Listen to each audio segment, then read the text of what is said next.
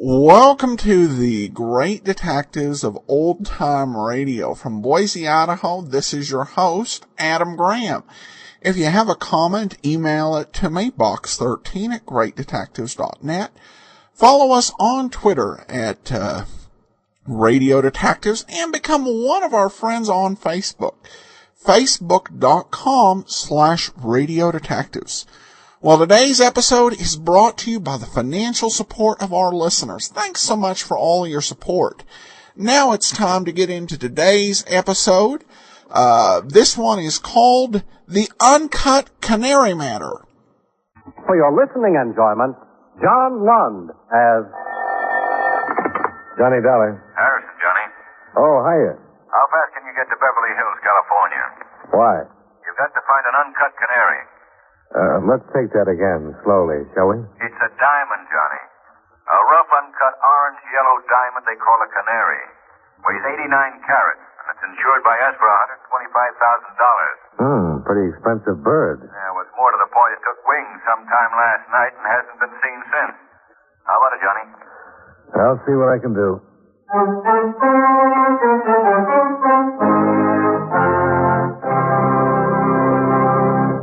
Right here, I'd like to take a few seconds to talk about dreams. You know, psychologists tell us that dreams are one of the most common forms of escape from the everyday world. But what would you think if you woke up one morning and read in the paper that the president had appointed an elephant to the cabinet? Yes, I agree. That is a ridiculous question. And it doesn't really have anything to do with animals in politics. Actually, it's a question of memory. I was thinking of the Secretary of State when I asked this, and you'll have to agree that with all of the varied and difficult jobs he has to do, the Secretary of State would have to have the memory of an elephant. The Secretary's biggest job, of course, is managing our country's foreign affairs for the President. Since the President can't be in all the foreign countries at the same time, he sends ambassadors and ministers to the various capitals and sets up consular officers in the big commercial centers of the world to assist the Secretary of State. Then, when questions arise, the officials of foreign countries get together with the American ambassadors, or ministers, or consuls, depending on the country and the type of problem, and they iron out their difficulties. Of course, there are many treaties and international laws which guide these conferences. With their help, and the work done by our State Department, we're pretty certain of getting along all right when we tour foreign countries or have business dealings with them. In other words, whenever we have dealings of any sort with countries other than our own, it is the Secretary of State and his department who acts as our intermediary.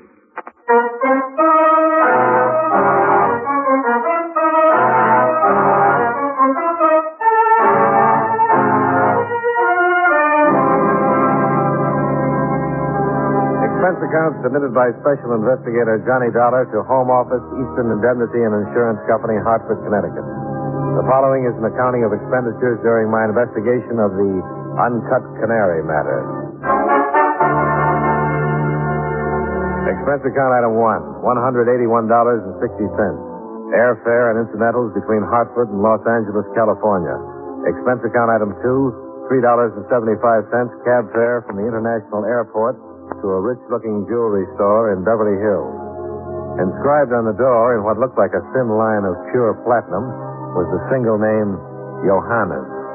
According to Harrison, this has been the last known nesting place of the Uncut Canary.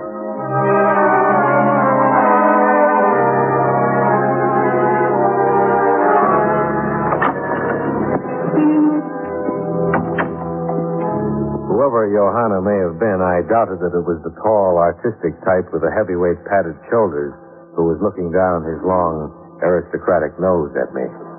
Yes. I'd like to see Johanna. May I ask who you are, sir? My name is Dollar, insurance investigator. Oh, you're here about the Minas Gerais Canary, eh? If that's the full name of the missing diamond, yes. I believe you'd better come back in the morning, Miss Dollar.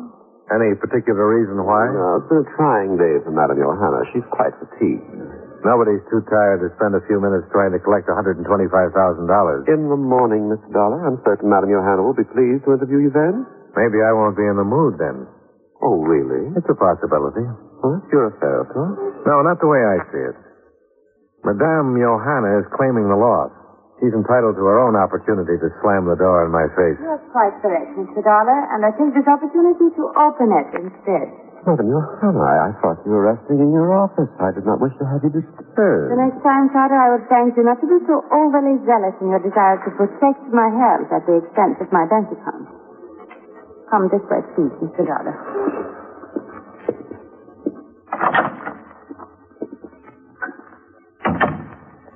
Won't you sit down, Mr. Dollar?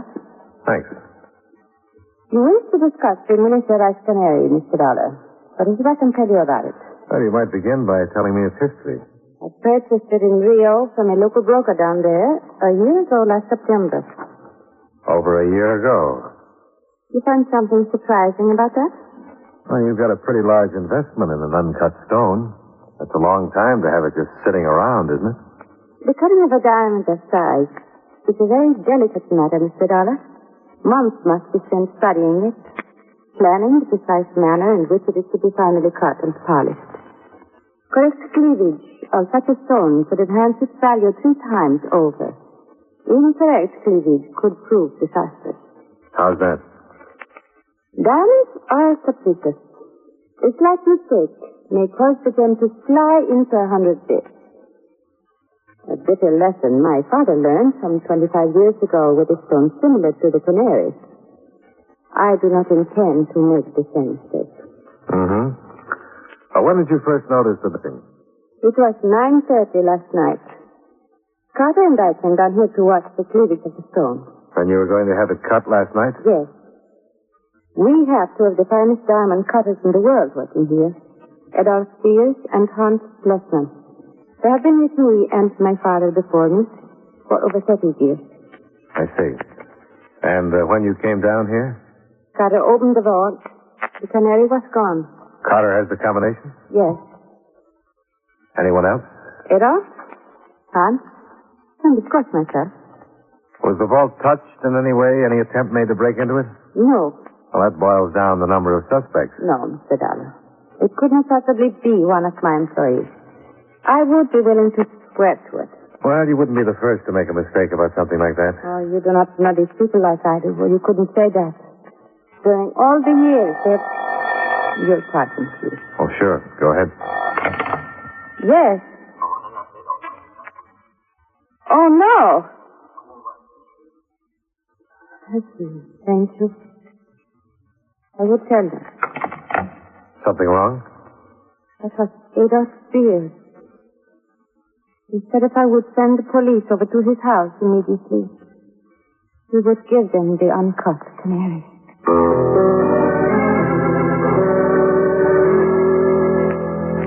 I put in a call to Chief Anderson of the Beverly Hills Police Force, and a few minutes later, Lieutenant Hankins at his office came by and picked me up.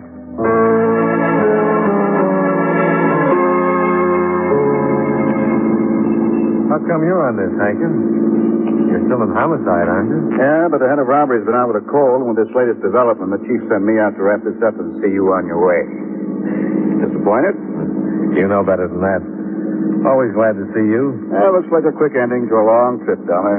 Well, I won't complain. Why should you? Counting traveling time, you'll get 2 full days' pay for a few minutes' work. Not bad. Jealous? Not me. You insurance boys can have it. Rather work on the force, huh? Maybe it doesn't pay as well, but I know I can figure on a check every 2 weeks. Hang on, we turn here. What's your trouble making that turn? Getting back at an angle that way, it's not too easy to figure. Now, that's Johanna. There's a woman who'd wring the sweat out of a man. Always got an eye out for a fast buck. I don't think she's going to be too happy to get that uncut Canary back. Why is that? Well, the rumor around town is that it can't be cut.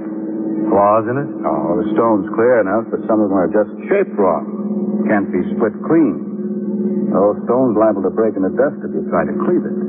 You think that's what's wrong with the uncut Canary? She's had it hanging around her shop for over a year and a half. Bought it at a price way under the market. There's got to be some reason for it. Uh-huh. How much you figure the stone would be worth if it could split? Maybe $250,000, give or take a little. Be easier to sell that way, too. This way, her money's tied up in it, and they say she's tight for cash. Who isn't? I don't know what you mean. Well, that's her worry, not ours. Here's Adolph Beer's house. Let's go in and get it.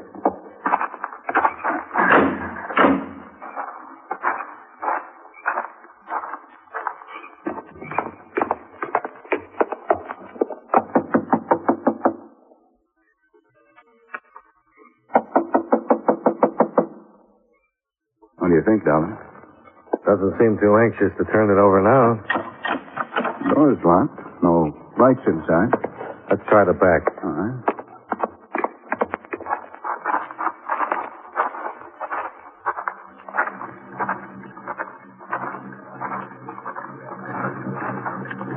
Hear that? Sounds like a car motor running somewhere. In the garage, maybe.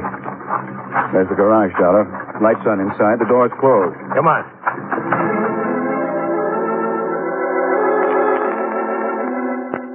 No easy job to wrestle some 200 pounds of dead weight out from behind the wheel of a car in a monoxide-filled garage. But Hankins and I finally managed it. Over here. In the grass. Yeah, that'll do it.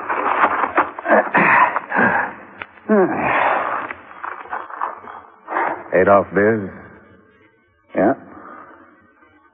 It's a sin she won't tell us where that uncut Canary is now. Yeah, it's a sin she couldn't have told Johanna only 15 minutes ago, either.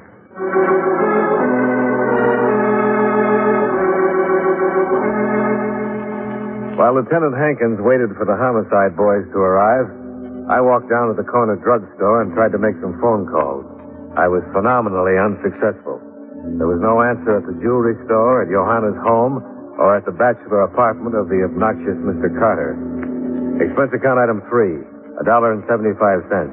Cab fare from the corner drugstore to the residence of Johanna's other diamond cutter, Hans Plessman.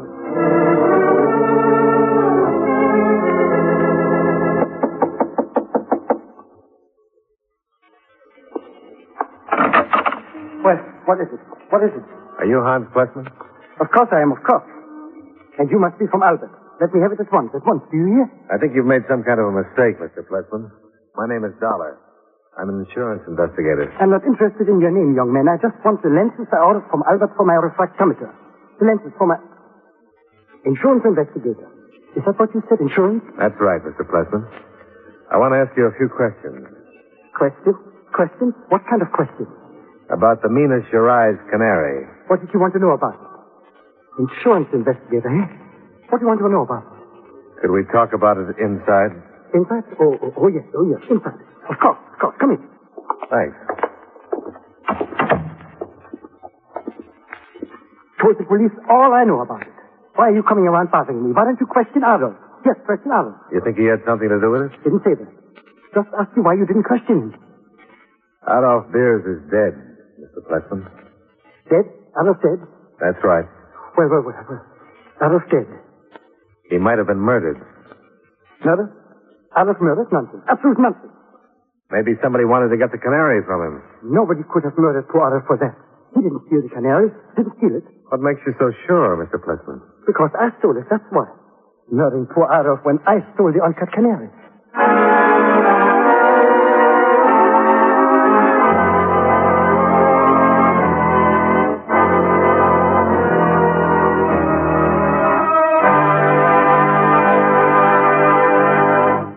You know, many great men have attained the highest office in our land, the presidency of the United States. Can you guess the name of this man? During the Black Hawk War in 1832, he volunteered for service and was made captain of his company. As a member of Congress in 1847, he was opposed to the Mexican War He also opposed the Kansas-Nebraska bill, which favored the extension of slavery. During this time, he was offered the governorship of the Oregon Territory, but refused it.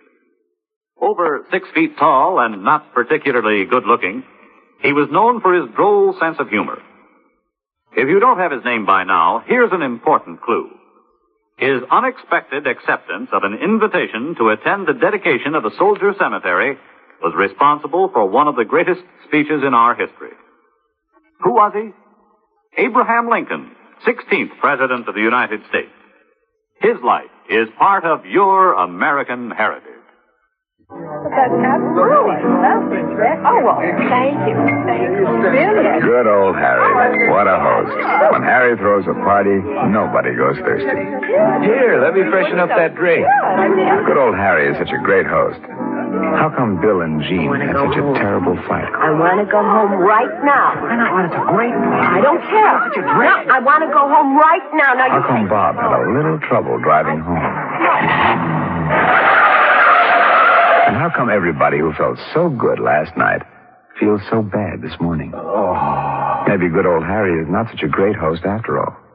Maybe good old Harry is a pusher, a neighborhood pusher. Harry pushes alcohol. So if you serve alcohol, please, don't be a pusher. And if you're a guest, don't let good old Harry or anyone else push you into drinking more than you want. A public service message from this station and the National Institute on Alcohol Abuse and Alcoholism.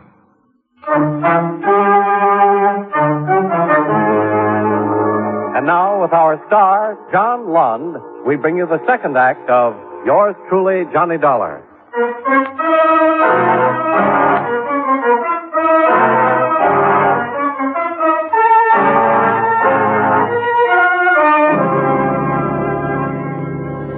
After his astounding statement about stealing the Uncut Canary, the heretofore voluble Hans Plessman closed up completely. He refused to say anything about anything.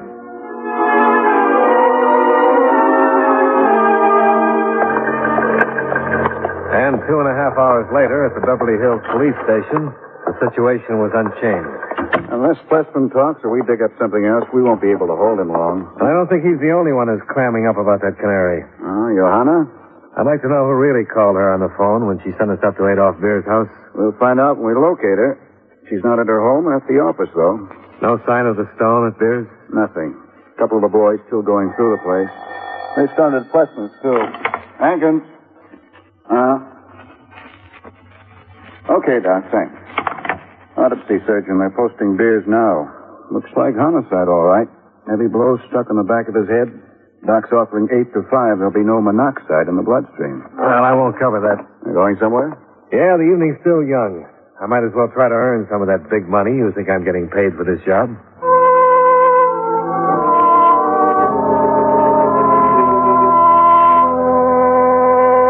Expense account item 4, $2.25. Cab fare from Beverly Hills to the apartment of Johanna's assistant, Mr. Charles Carter.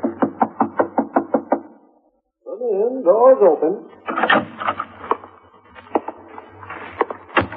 Stripped down to a pair of shorts, Carter was standing on his head at one end of the room, heels resting lightly against the wall. Oh, it's you, Dollar. What's the idea of that? What? The headstand. Tones up the system, reverses the blood flow, good tonic for rejuvenating muscular tissue, strengthening the internal organs. You don't say. You should try it sometime. Most beneficial. Amazing. What do you want here, Dollar? What? Oh, well, I was just wondering where you were earlier this evening after you left the shop. Down at the beach. Exercise there for an hour every evening. Why? Adolph Beers is dead. Oh, not surprised. Oh? Overweight. Disgusting. Poorly cared for body. Can't abuse the machinery of life, Dollar. It'll refuse to function. In this case, the refusal wasn't voluntary. Oh, so that's why you wanted to know where I was, huh? Well, now you know. Mm-hmm. Johanna wasn't with you, was she? No, I haven't any idea where she... Oh, now you're going too far, Dollar. Oh, why? Johanna's the epitome of all womanhood, a gentle, delicate soul. I'll not have her maligned by you or anyone else. Is that clear? Oh, sure. But I'd still like to know where she was. Tell me, Carter, how often do you do that headstand stunt? Twice a day. And how long do you keep it up each time? 30 full minutes. Remarkable. I hit a drugstore and tried to call Johanna's residence, but there was no answer. A call to Lieutenant Hankins brought the information that Plessman was still refusing to talk, and that they'd finished searching both his house and that of Adolf Beers. The Uncut Canary was still among the missing.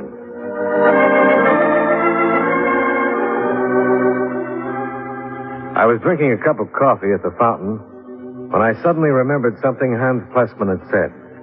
I grabbed the yellow phone book and started looking for an optical lens manufacturer whose name was Albert.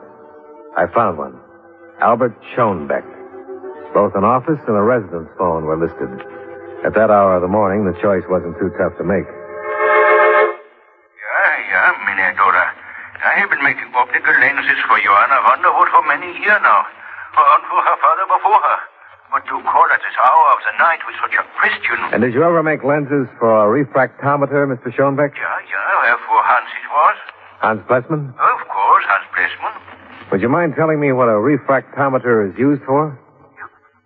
You are asking me questions about this, or you do not even know for what it is used? It's important, Mr. Schoenbeck. Yeah, for whom important? For you or for Johanna? Both of us. So. All right, then I will tell you. It is for measuring the bend of light through a precious stone. With mirrors, lenses on the scale, this machine measures the stone's index of refraction and tells exactly what the stone is. You understand what I'm saying? Well, I think I get the general idea, yeah. Could you use one to determine the proper cleavage of a diamond? For cleavage, you ask? Yeah, would it help any? I have never thought that. Yeah, it is possible, I presume. If there were some interior flaw, some imperfect strata of crystalline structure, that could possibly show up, yeah. But while you ask, what does all this have to do with Johanna? I'm not quite sure. Thanks, Mr. Schoenbeck.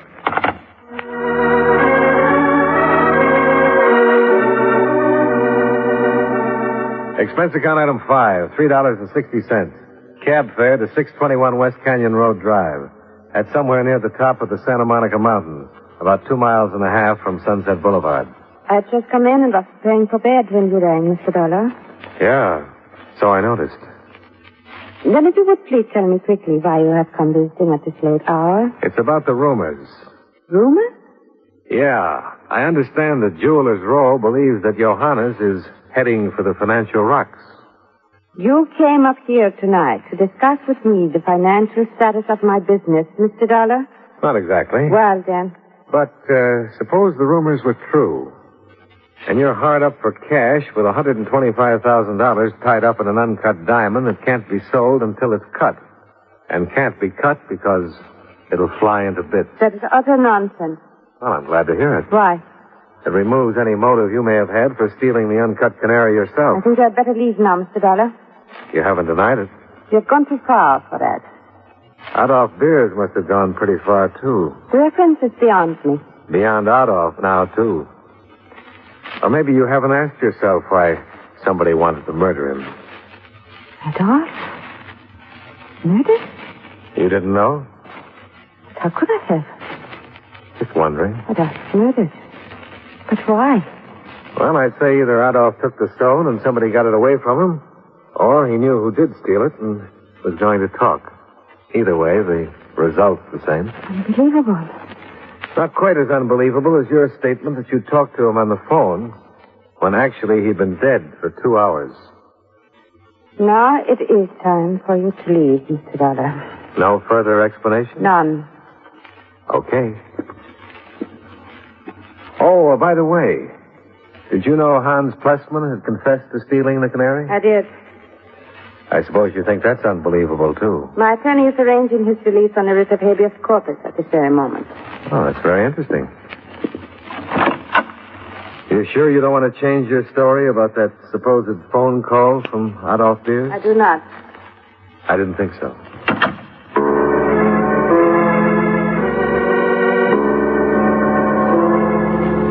The lack of transportation from Canyon Road Drive back to Beverly Hills didn't bother me. The walk would give me a chance to clarify my ideas about the Uncut Canary matter.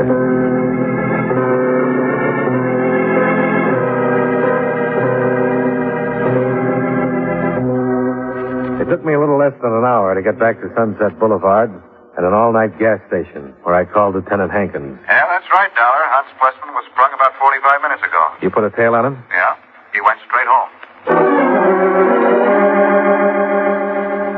Expense account item 6, $1.65 cab fare again. It took about 15 minutes to get to Hans Plessman's house.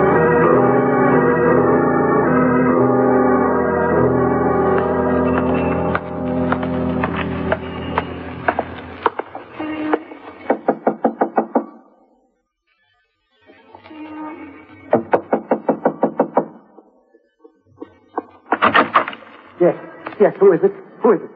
Hello, Mr. Plessman. Oh, it's you, that insurance man. What do you want now? Have you cut it yet, Mr. Plessman? It was just about when you interrupted me. You mind if I watch you finish the job? That's all. Come in. Thanks.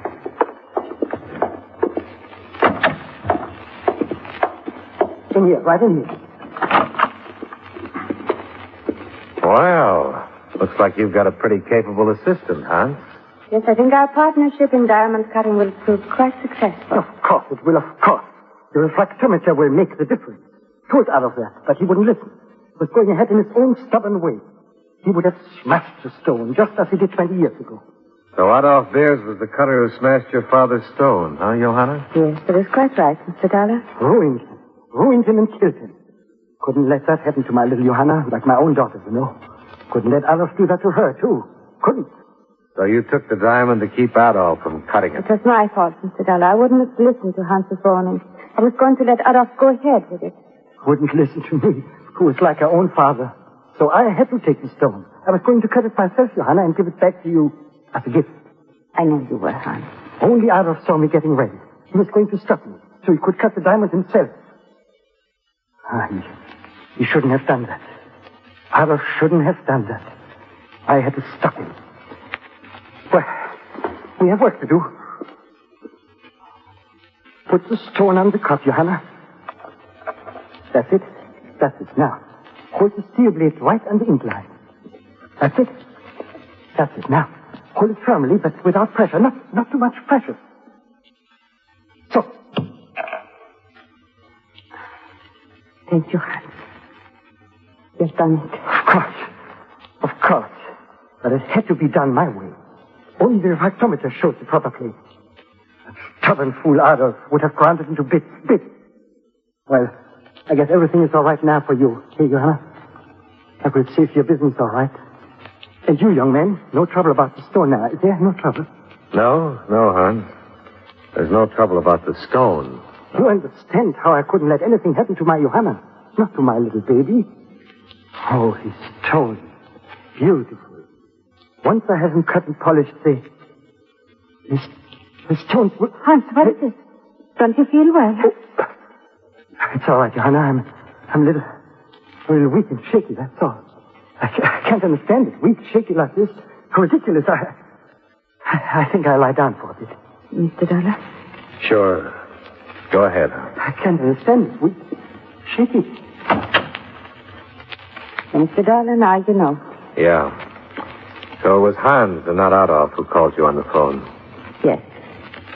He told me that he had hidden the stone in my house. But not that he had killed Adolf. I brought the stone to him tonight after his release from jail. And there they are. What was once to me, Monsieur Rice, Uncut Canary. A gift, Hans said. They'll accomplish everything he wanted to accomplish for me. And I'd rather I'd smashed the stone into dust before it all began. I didn't want this gift from Hans.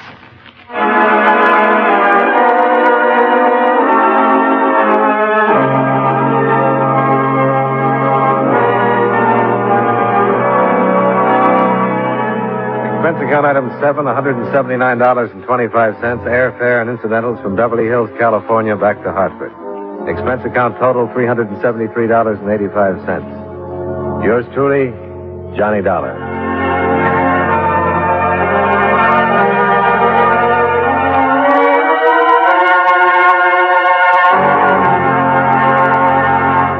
Yours truly, Johnny Dollar, stars John Lund in the title role and was written by Sidney Marshall with music by Eddie Dunstetter. Featured in tonight's cast were William Johnstone, John Stevenson, Hal March, Virginia Gregg, and Fritz Feld. Yours truly, Johnny Dollar, is produced and directed by Jaime Del Valle. This is Charles Lyon inviting you to join us again next week at the same time when from Hollywood, John Lund again transcribes his expense account as... Yours truly, Johnny Dollar. Yours truly, Johnny Dollar, has been a presentation of the United States Armed Forces Radio and Television Service.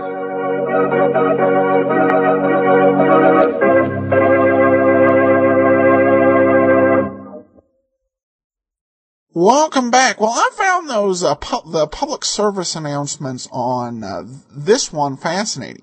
Being from West, having lived all my life out here other than some traveling when I was young, I was surprised to learn about Lincoln having been offered the governorship of the Oregon Territory. Not something I learned about.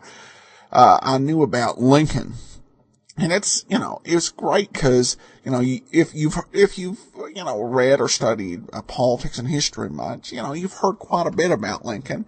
And when I heard the Black Hawk War, immediately I knew it was Lincoln, but that was a new one on me. Also the Pushers. That was a pretty, interesting public service announcement.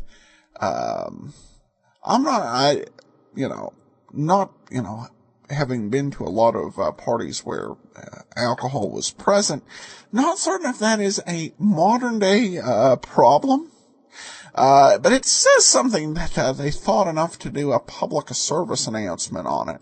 Overall, I thought there were quite a few interesting turns, to make this mystery really work. And another, great performance, by Virginia Gregg.